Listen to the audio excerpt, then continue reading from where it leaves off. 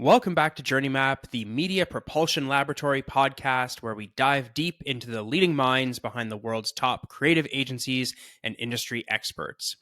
My name is Dave Hale, and today I'm joined by Al Scornaienchi, President and CEO of Agency 59.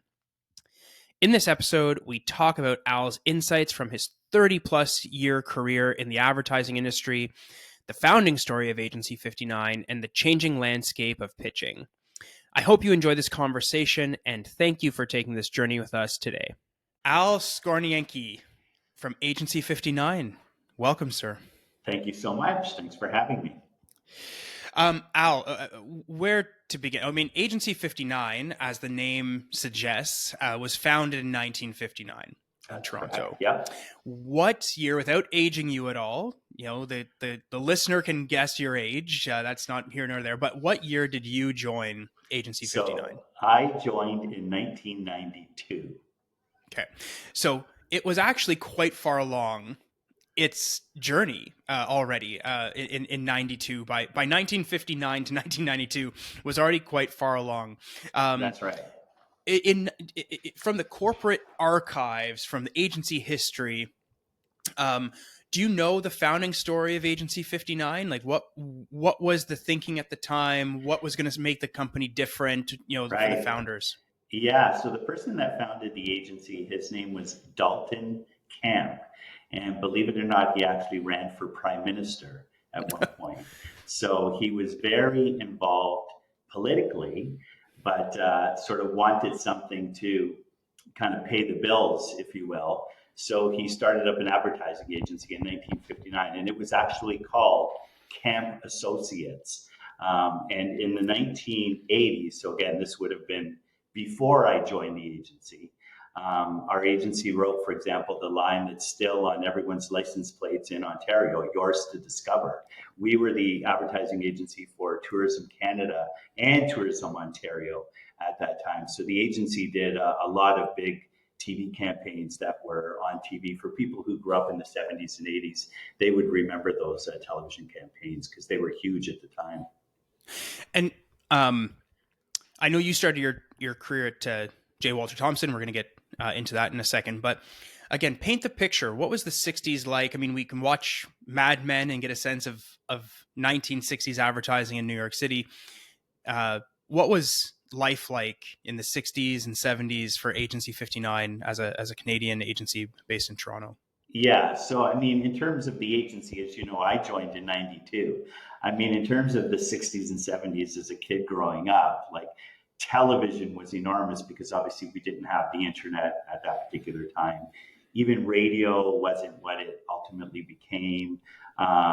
So with all my friends, like other than playing sports, which is what we did to occupy most days, it was like in the evenings we were watching TV, and it was such a, even a family thing to do. Like I still remember, and other people my age will remember, Disney would put a movie on Sunday, 6 p.m. and like everybody watched that same Disney movie on Sundays at 6 o'clock p.m. So when you were running an ad campaign, during those eras, everybody was familiar with it, right? Like if it was a decent size client, it was just so easy, much easier to raise national awareness, through one media by using TV in that era because it was just so different.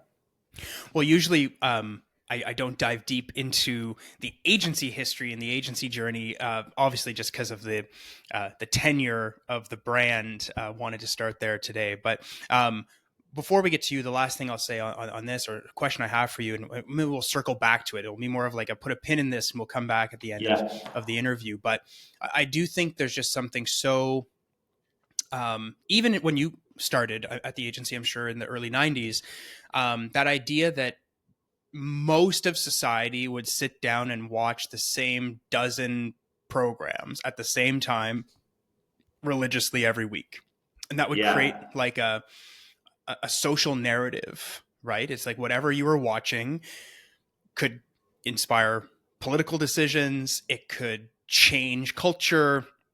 And there was probably more of a melting pot, I'm guessing, of society at that time. Whereas now we live in a time of great individualism. and I think our consumption habits are designed to support that and embrace that. We can come back there at the end of the interview, but I think Yeah. that's just such an interesting shift that for someone, for you to have seen both growing up in it, working in it in the early 90s and early 2000s, and then where we are today. But we'll come back Yeah. there maybe at the end. Yeah. Sure. Sounds good. Yeah. So for yourself, Ontario kid, I'm guessing you went to Western Yes. University. Yeah. Um, so you were there 81 to 84. What before you got there, what was Al's childhood like? What was high school like? What were your interests? What got you excited in the morning? Right. Yeah. So, I mean, my high school career was in the 1970s. It was really for me, I grew up in Sault Ste. Marie. It was an innocent time. I was never thinking about my career at that time. It's funny because I think now um, teenagers are so much more mindful of what they're going to do with their careers. At that time in the 1970s, I don't remember any of my friends or at school. I don't remember ever talking to a guidance counselor. I don't remember anybody saying, "Oh, I think I'm going to become this, or I'm going to become that, or I'm going to pursue this field or that field." We at the high school thought about, okay, are we going to go to some sort of a post-secondary institution, either college or a university? So we were thinking along those lines, but I had no idea what I was going to do work-wise. I had no idea that I was going to work in marketing. All I was thinking was, I guess I'm going to go to university, and where should I go to university, considering the city I grew up in, Sault Ste. Marie, didn't have one.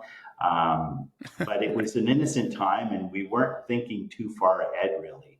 It was just sort of like, what am I going to take next year? What courses am I going to take? It was about as far as it went. And so when the time did come to apply, and ultimately you were accepted at Western, you took a business degree there. I'm pretty Yeah, sure. yeah, So what was it about business? I watched an interview with you where you said, you didn't know if you were going to be an accountant or a right. financial planner or where that path was going to be. So what was it about business? Was there inspiration from family members? Yeah, Just felt like the thing to do to get out of the Sioux. That's what we call right. Sault Ste. It Marie was, for our American listeners. yeah, it was more by process of default. Like I thought to myself, do I want to try to do something in medicine? No, and my marks aren't high enough. Do I want to do something in accounting? No. Do I want to become a lawyer? No. Do I want to be a teacher? No. So it wasn't so much that I was thinking, business is appealing to me, and maybe I'd love to be an entrepreneur. It wasn't that. It was actually just by process of saying no to all of the other areas and again, in that era, at that time, we didn't have, there was no such thing really as pursuing, say, digital or high tech, or, there were computers, but it was such a tiny, tiny niche thing that it wasn't really, a career area, right? Right. So, it was just kind of naive on my part that I thought, well, do I want to get an English degree? No. So, like as I said, no to all these other things. What was left was taking business courses. So that was really how I ended up, following that area or following that field. So, um, within that education, what is the standout class or project or professor that you think you can attribute to some of your success in life? Right. So people who went to Western would all know this, which is there were two classes. One was called Biz 20 and one was called Biz 257. And still to this day, people who went to Western will talk about those courses. And what was different about those two courses at Western, they were doing the case study method. Most of the other universities, I think the only other one that was doing it at the time was Queen's. I'm not sure if that's how it works today. But we would do case studies. So, for example, I think Loblaws was one of the case studies that we did, and we would dive deep into that business.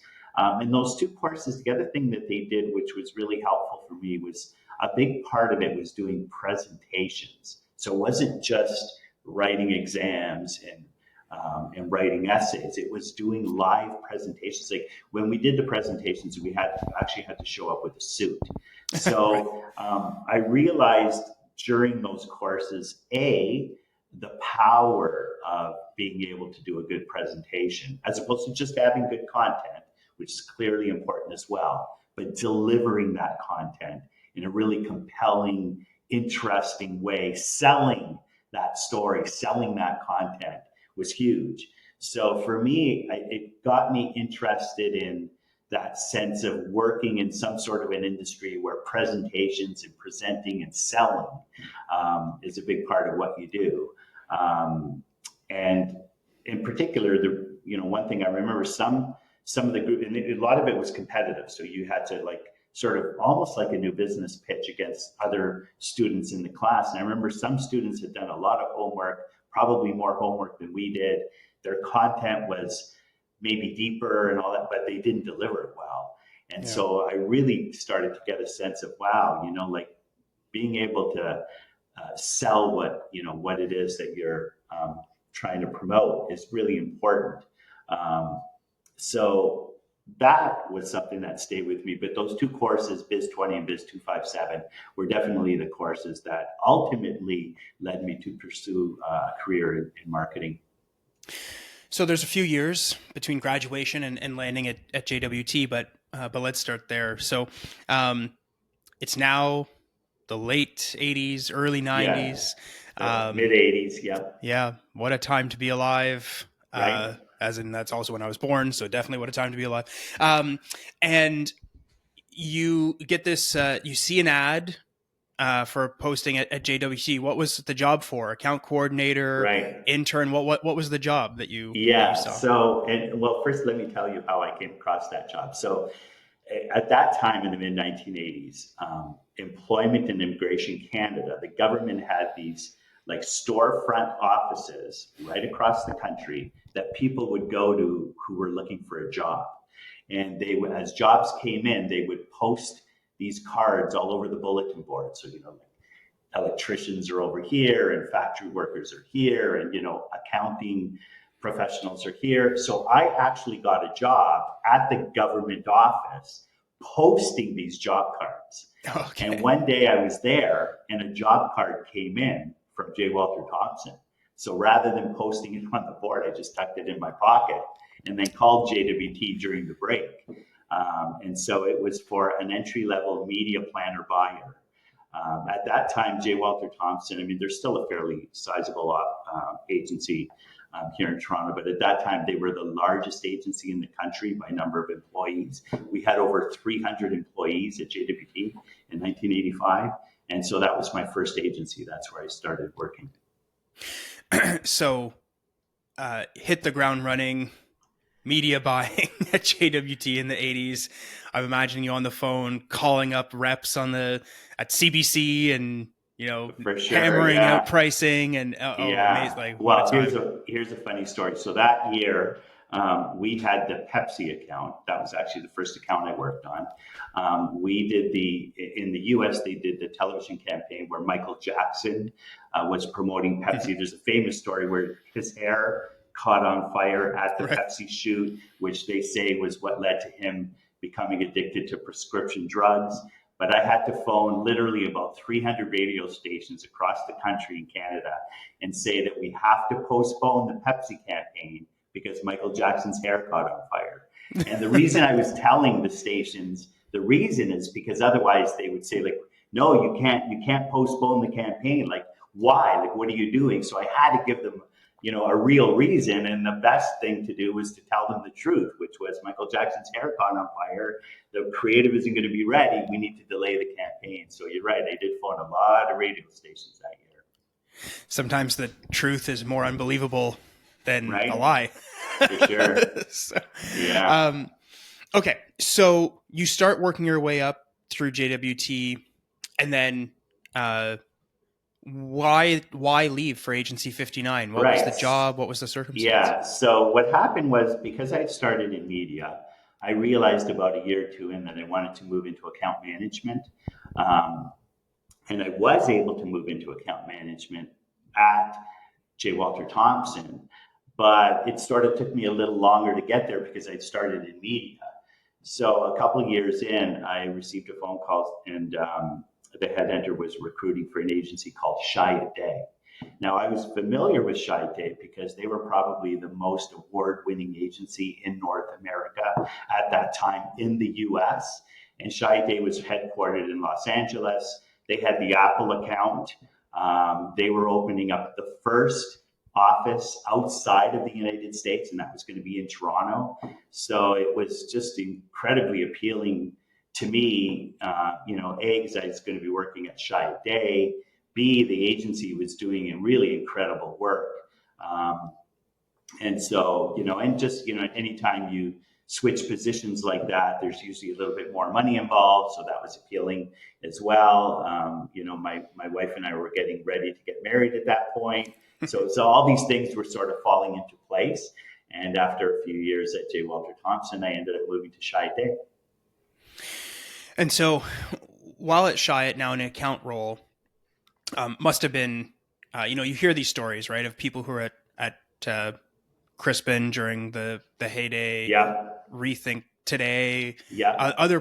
just these like juggernaut places that are going through. I guess what I'm really trying to highlight is like where Agency 59. What's so amazing about it is like you've been around for so long, so consistent for so long. You have these other agencies that are hitting their stride at different points. Obviously, Shyte hitting that stride and would carry it for several years, but hitting that stride at that time. What what do you wish you had taken away at the time from that experience that maybe in hindsight you look back on and you've reflected and said, oh, I do appreciate that I got this education or had this experience, but maybe at the time we're so wrapped up just in the work or the workload or the newness of it that you didn't really appreciate at the time? Yeah, at the time, it was kind of a whirlwind. So after I joined Shyte Toronto, and I worked here for a couple of years, Shyte decided to open a Vancouver office. And I actually went to Vancouver to open the Shyte Vancouver office. I think they still, Shyte is now owned by TBWA. I think they actually still have a Vancouver office. I'm not sure. When I went to Vancouver, what we did was most of the creative work for Canada was still done in Toronto. One of the regrets I have is that I should have been more forceful about hiring a creative team in Vancouver, because I think if we had done that, we could have really grown the Vancouver office. I remember when I was in Vancouver at that time, Whistler and Blackcomb were two completely different hills competing against each other. They're now one destination. But I got a call from Whistler asking us if we wanted to be their ad agency because they had heard that Shyte opened a Vancouver office. And I said no, because we didn't have creative people there. So looking back, could I have been more ambitious and more aggressive and more forceful about really growing the Vancouver office? I think I could have for sure. So that's one of my regrets in that area. Well, in your now storied career at Agency 59, you've clearly been pretty motivated, probably forceful, and rising through the ranks to become president and CEO. When you look at this place, it is very unusual for someone to stay for so long in one agency, True. especially in Canada. Is it the people, the culture, the clients, the process, legacy? What is it that has kept you around for 30 odd years? Yeah, so I think it's two things. One is, because this is an owner operated agency.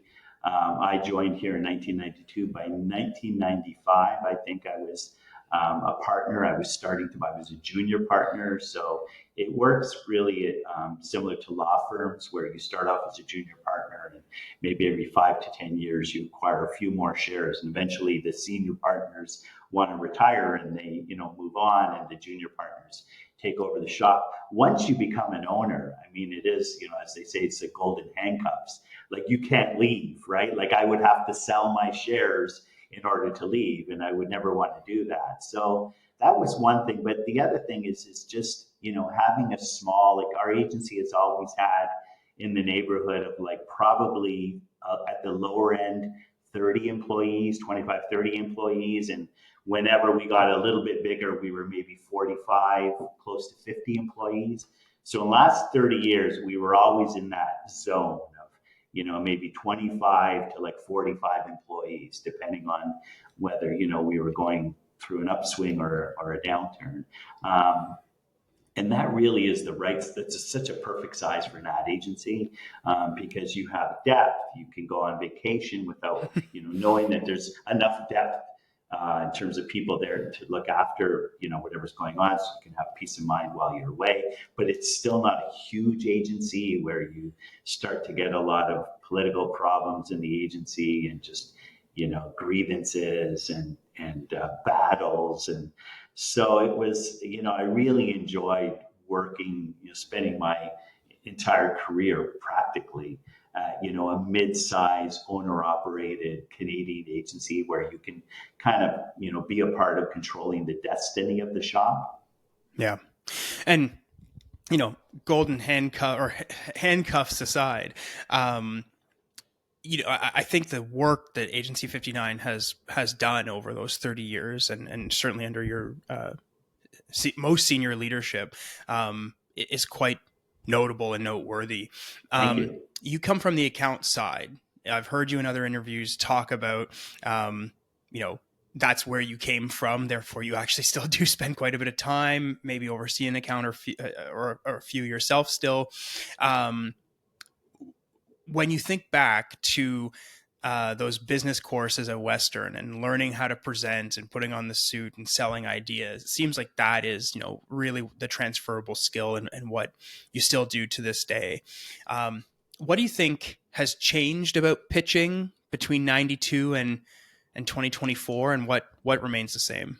Yeah, what's changed is the age of the people involved in new business pitches today are much younger, I think, than it was during my early years in the business. And I think that's a really good thing. Like, I love going to a pitch, and the people on our side of the table, like, we have a lot of people there who are still in their 20s. And then when on the other side of the table, whoever we're pitching to, there's a lot of people there who are in their 20s and 30s. I think that's a really wonderful thing. When I was first involved in new business pitches, when I actually was a little bit involved in J. Walter Thompson, but definitely was involved in some pitches at Chiat Day, it tended to be the more senior people in the agency and at the client side involved in the pitch. And now it just seems like it's a lot looser, it's a lot younger. I love seeing that, actually. Well, I think it's now well understood that an agency with a pitch team, it's kind of like, if you were playing professional baseball, you don't just get to have a team of designated hitters. Like, you can have one or two, but you don't get a whole batting, at bat of just designated hitters, right? And I think that it's a weird analogy for me to give because I don't even really like baseball. But anyway, I think that era of the pitch team that comes in, knows just how to win business, but then doesn't actually execute. They just move on to the next pitch. I agree 100%. Yeah. Yeah. Clients will say, we want the people who are going to work on the business in the room. Yeah. Like, so don't bring a pitch team who we're not going to see again. I mean, our agency was never that big anyway. So it's not like we had 3 or 4 really strong pitch presenters that we would bring to pitches and then they would go off and chase the next account. We didn't really have that anyway. But no, clients are pretty adamant now that the people in the room pitching are the people who are going to run the business. And we've always been honest that way as an agency anyway. The clients, it's interesting because I think the agency overall has to present well, but that doesn't necessarily mean that every single person presenting has to be a great presenter. People have different skills, and sometimes the clients recognize actually that person, they maybe are a little bit nervous presenting, but I bet they're going to be a really strong account manager who's going to make sure that the status report is updated constantly, that the critical paths are all done perfectly. Like, there's, so I think clients are forgiving about agency teams when there's a couple people in the room who aren't necessarily, aren't a natural salesperson. Yeah. Well, as someone who kind of fits the same persona as yourself, both seemingly in general and within the agency, I can tell you without fail that just 15 years ago when I started, it was like, yeah, people wanted the razzle dazzle, and that's what I'm pretty good at doing. I would go and do pitches solo. I wouldn't even bring anybody with me Right. to win business. And now today, I'm like the geezer in the back who's just like, yep, they want to hear from the people. They want to know exactly how the work's going to get done. It's about process. It's about idea. It's about, nobody cares that I can get everyone excited with words and flailing gestures. This is not Yeah. what's selling work anymore, which is nice because you talk about going on vacations. It's like, yes, I can now not have to be involved in absolutely every single Right. thing. So that actually leads me, I guess, to you have still a very broad role, CEO of the agency, whether it's small or large or Yeah. mid-size or whatever, still a pretty all-encompassing role. What's something that in the next few months, in the next year, you've identified that you're like, I'm going to stop doing this for either your own health, the health of the business, the growth and evolution of your people? What's something you think you're cutting out of the regime for yourself moving forward? Yeah. Interesting. I can't think of it. I mean, I'm always thinking in terms of what can we do that's different or new? Like where do we need to grow or what can we explore? And I'm thinking less about what is it that we're doing now that we no longer need to do, if that makes sense. So in terms of the things that are new, just like everybody out there, I'm getting quite curious about AI. We have shunned it as an agency generally, other than exploring it, just for fun, personal reasons and asking ChatGPT silly questions just to see what the answer is going to be and stuff like that.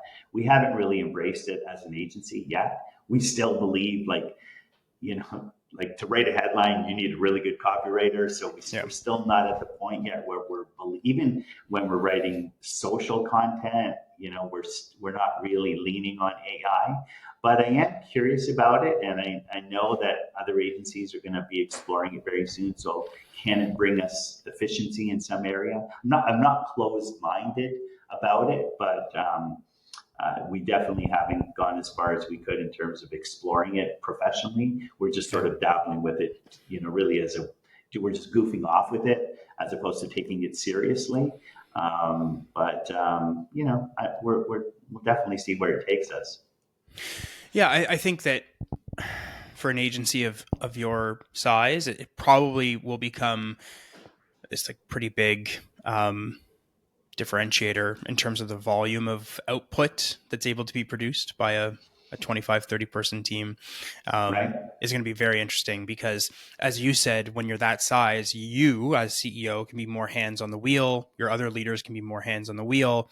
And I think that's kind of like when we think about AI, we think of it from like responsibility and accountability standpoint. So, in an agency environment, you can leverage these tools, but without the right QA and alignment to strategy and so on and so forth, like you can just, it can go array pretty quickly. I think those Yes. larger agencies that don't have that owner operated model, those people's hands aren't as firmly on the wheel. That's where you can't just like let the people go nuts with the technology Right. and hope for the best. Whereas, I feel like an agency 59 is well situated to create those efficiencies, but Yeah. have the amount of oversight needed to ensure that those efficiencies aren't coming at the cost of quality. So, Yeah, I agree. I think if we were using it, we would never rely on it, like where we're thinking, okay, we need to write, I don't know, a whole bunch of social content for a client. Let's see if AI can write this content for us. I think what we would do is we would simply use it as a starting point tool.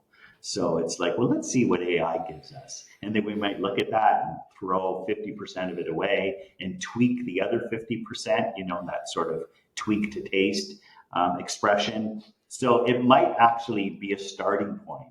Or even if we were writing web copy for a client, maybe we'll start by, and as we get better at prompting, I always chuckle at that expression, a prompt engineer. yeah, But as we get better at prompting, maybe, we'll get better results out of AI. And it could simply be a starting point, right? yeah. Um, Or again, looking at it from, can AI help you write proposals more efficiently. That frees up Right. the resources to focus more on the creative work and have a higher volume of output and those kinds of things. So anyway, we could go down that rabbit hole as an Yeah. entire episode, but True. because I only have a few more minutes of your time, sir, I'm gonna bring it back and say, Yeah. in the time since you've been at Agency 59, is there a campaign or a client or a piece of work that you really think defined the agency, whether that was for a period of Yeah. time or maybe has defined it for forever? Right. Anything that comes to mind is like, it could be the thing you're most proud of, or it could just be the thing that changed industry focus or service offering, or anything come to mind? Yeah. So we did a campaign for Labatt. We had, in fact, the responsible drinking component of their business, and so we did a campaign where a guy goes out after a night of binge partying and gets a huge tattoo on his back, unbeknownst to him. Wakes up in the morning and he realizes that he got a little carried away. Still to this day, most of my buddies talk about that campaign. I remember we were doing focus groups for Labatt for some brands, and in the focus groups, all people talked about with it was this tattoo commercial. We had won at the award shows with it, so it's amazing how a campaign or even a single television commercial can have a life of its own. And that's definitely one of the most famous Agency 59 campaigns. When I was at Day, I had mentioned I joined Day in 1988. They had done that famous commercial in '84 for Macintosh computer, which a lot of people regard as one of the greatest commercials of all time. And Day really embraced that. So whenever there are these iconic commercials, at the time, I think if anything, my business partner Brian Howlett, especially, and myself were kind of like, okay, so we did this really great award-winning commercial. Like, let's now go on and do the next great commercial. Like, let's stop promoting this one. And so we weren't showing it in new business pitches and everything because we were sort of a little bit of the been there, done that kind of. But now looking back, I wish we had almost embraced it more and I think if we had embraced it and promoted it even more, it would possibly be an even more famous commercial now in the marketing advertising world. But it's interesting. We have a piece of work, and I'll just openly say, so a few years ago, we got tapped to handle most of the global web rollout for SurveyMonkey following their rebrand. Right. And it's just, it's the client everybody knows. You can go and check out the Yeah. work at any time. It gives you the credibility of, if you did this for them. And the scope was quite significant. You're talking about, multiple languages, regions, et cetera, et cetera, et cetera. So there's this ongoing conversation within our agency of when do you take that case study down? And, what I like to say and remind people is that, yeah, we might look at it every day, but, don't be so arrogant to think our existing clients are looking at our site, and be like, oh, they still have that up there. Like, no, they're not looking at our site.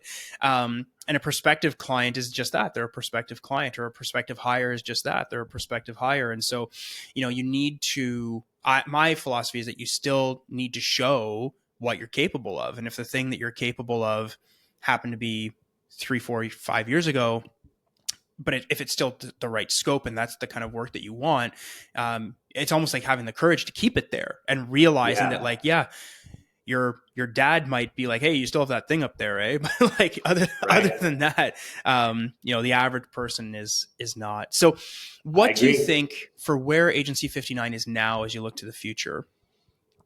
What is the type of work you are excited about that you really want, Al?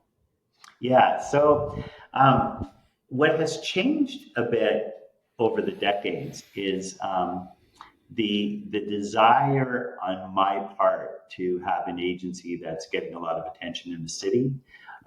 So, for example, I stopped probably 10 years ago going to a lot of industry social events. I don't really care anymore. I would rather go home and spend time with my family or my kids or whatever. So, the kind of thing that used to excite me was, is there a client out there that's going to get us some attention, that we can do some really fun work, maybe we can win some awards around. And now it's more about is there a client that's consistent, that are really good people, that are easy to deal with, that I can rely on, that they can rely on me. So, small, maybe not smaller clients, but clients where it's more of a partnership feel, and clients where there's a greater likelihood that we're going to enter into a longer term relationship. Like ad agencies, and this is every agencies of every size. Ad agencies go from feast to famine to feast to famine, and I'm hoping now to, where maybe the highs aren't going to be as high, but the lows aren't going to be as low either. I would rather play in that middle ground a little bit more. And part of that might just be like life has other priorities. I can tell you 100% for sure. The younger staff that we have in the agency right now have a much greater appreciation for work-life balance than when I was in my 20s. When I was in my 20s, there were a lot of people who worked almost every single weekend, or they worked until 7 or 8 or 9 o'clock at night. And maybe there's agencies who still live that lifestyle today, but we don't live that lifestyle at Agency 59 very intentionally. I don't want people to have to come in here every weekend. That old expression we had at Shy Day about if you're not going to work on Saturday, don't bother coming in on Sunday. I mean, it was just a fun expression, but we do not subscribe to that philosophy here at Agency 59, right? So now I've kind of shifted more to be, are there clients that are in it for the long haul like we are, who are going to establish a deeper, very trustworthy relationship with us? And even if they're not that big or as big as some other clients, I would rather have a client that's, where there's a little bit more longevity to the relationship. Yeah. It's making me think. We just had last week a woman reach out to us who has worked with us consistently now for the last 8 years in 3 different roles. So she just got to a new company as head of marketing there, and I get a DM on LinkedIn saying, "Hey, back at it again. I'm here. Right. We're rebranding. We need X, Y, and Z done." And I said to our team when I messaged everyone, I was like, "Hey," because some people have never worked with her before, and I said, "I just want to set for context that as a single individual, this makes this person probably our 6th most valuable client as a specific individual. Now you might see at each stop, each of these brands, you might even be like, I don't even know what work we did for that company or that company. But when you add up those 4 tours of duty, it kind of most likely puts them number 6 on the lifetime list. So, exactly like you said, it's more of a marathon. And I get more excited nowadays by seeing that kind of message come through than some large brand where we're probably going to do a one and done thing and then maybe never again. Agreed. So, yeah, absolutely. Well, Al, I so appreciate you taking the time to do this. I mean, I feel you're going to be at it for many more years. It's fantastic to see the balance that's been struck, and thank you for reminding everyone what's important in their work and in their life. I myself need to better subscribe to it. I had a good chuckle about that Saturday. I'm going to go tell my wife that joke right now, and she will not find it funny. So, I so appreciate you doing this, and Thank you. Agency 59. We'll include a link where you can go check out their sites, their case studies about them, and we'll also link to where you can find Al online as well, and hope you all connect and continue to learn from all the wisdom he has to share. So thank you again, sir, and have a great day. Thank you, Dave. Take care. Journey Map is produced by Media Propulsion Laboratory, the digital advertising planning and buying agency designed to maximize return on ad spend. To learn more, visit us at www.mediapropulsionlaboratory.com. Thank you for taking this journey with us today.